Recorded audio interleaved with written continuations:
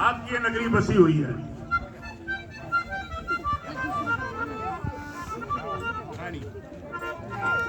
रानी देवी 50 रुपए से इन कलाकारों का मान सम्मान करती हैं। देवी जी का दिल से धन्यवाद, धन्यवाद। और ये महाभारत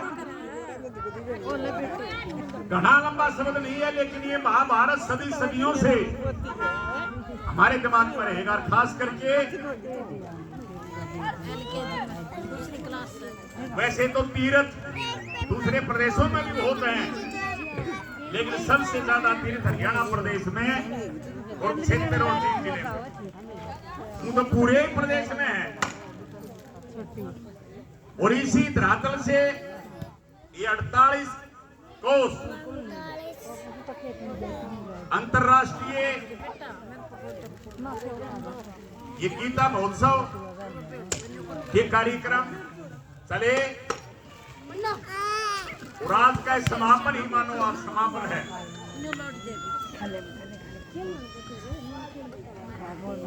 कई बार ये सोच लेते हैं कि महाभारत किस बात पर हुई, कई सोचते हो सीधे लट्ठा के लट्ठा हो गए। ऐसा नहीं, एक शब्द था बस, वहीं से महाभारत शुरू हुई। भाई भाई सब अलग होते हैं, अपने भी यहाँ होते हैं। अगर भाई भाई अलग नहीं होंगे तो नगरी कैसे बसेगी? और होने भी चाहिए। इसी तरह कौरव पांडव अलग हुए।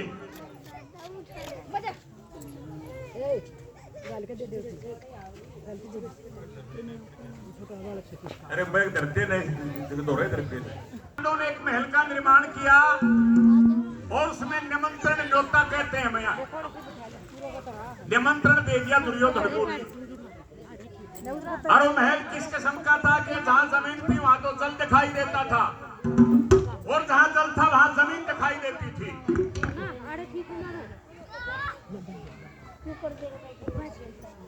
बहुत ही सम्मानित भाई राम गोपाल शर्मा जी 100 रुपए से हमारा सम्मान करते हैं। हमारे टीम का तहे से बार बार धन्यवाद, धन्यवाद।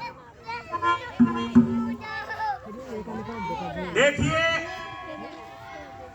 देव सुख भी चलते थे, लेकिन एक मजाक ने पूरी महाभारत बढ़ा दी। जहां जमीन थी वहां तो जल दिखाई देता था, जहां जल था वहां जमीन दिखाई देती थी।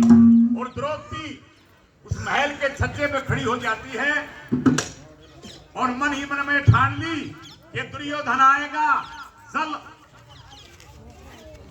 जल और थल का ज्ञान नहीं, कहा तो जमीन है, कहा जल है, और जल में गिरेगा। और आपने एक बात कहनी है कि अंधों के अंधे ही पैदा होते हैं,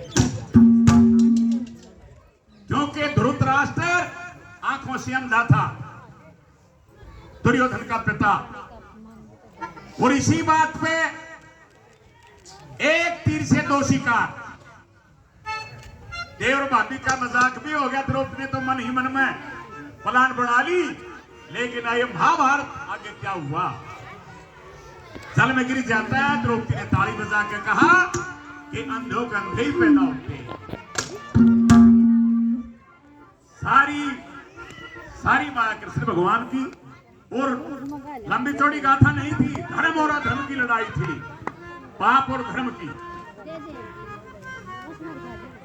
जायज और नाजायज की बात थी। हम काम में भी, घर में भी, कोई हमारा बालक, कोई हमारी बेटी, बेटा, बहू, और हम ये नहीं करे भाई बाबू भी कह दे ये नाम बंदी।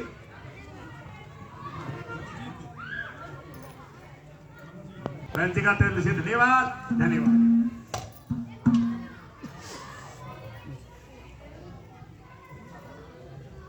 बेवा तो बात ठीक से, पर नाम तो मर्दाना है मंजी। वो तो हमारी बाण है, तेरी बुआ है, और बड़ी होती तुम्हारी बुआ होती। जीता काका मोती उलट में बोया था, वो तो बोलना मैं समझू सारी बात। भीगे हुए वस्त्रों में वापिस अपने पिता धृतराष्ट्र के पास पहुंच जाता है दुर्योधन। धरती की तलक से धृतराष्ट्र ने समझ लिया कि मैं नाश तो लिया। धृतराष्ट्र ने कहा, रे दुर्योधन, यहाँ पिताजी क्या सभा का समापन हो गया? बोले प्रश्न करने का वक्त नहीं है, वक्त लड़ाई लड़ने का। पिताजी विनाश काल विपरीत बुद्धि, लड़ाई लग जाओ ऊपर से ढोड़ में कुत्ता पाड़ ले। भाई झगड़ा भाई भाइयों का चिंता का विषय हो गया। बोले अरे भाई बात सुन दुर्योधन, अरे ईसा ऐसे क्या शब्द कह दिए तेरी भावज ने जो कि तू लड़ाई करने को उतरे आया? ले पिताजी मैं कह रहा हूँ प्रश्न करने का वक्त नहीं है। अरे बोला कुछ कहा तो होगा भाई, मैं तेरा बात हूँ। बोला पिताजी आपको अंधा कहा, मैं जल में गिरा, मेरे साथ छल किया, मुझे ज्ञान नहीं था कि यहाँ जमीन है, यहाँ जल है, यहाँ थल है। फिर मैं जल में गिर गया।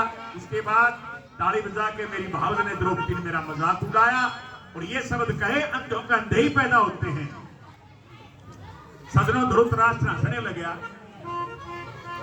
बोलिया पागल, अरे यही तो सच्चाई है, इस संसार में सच्चाई का है तो जिक्रा है, रोड़ा है, सारा संसार जानता है धृतराष्ट्र आंखों से अंधा है।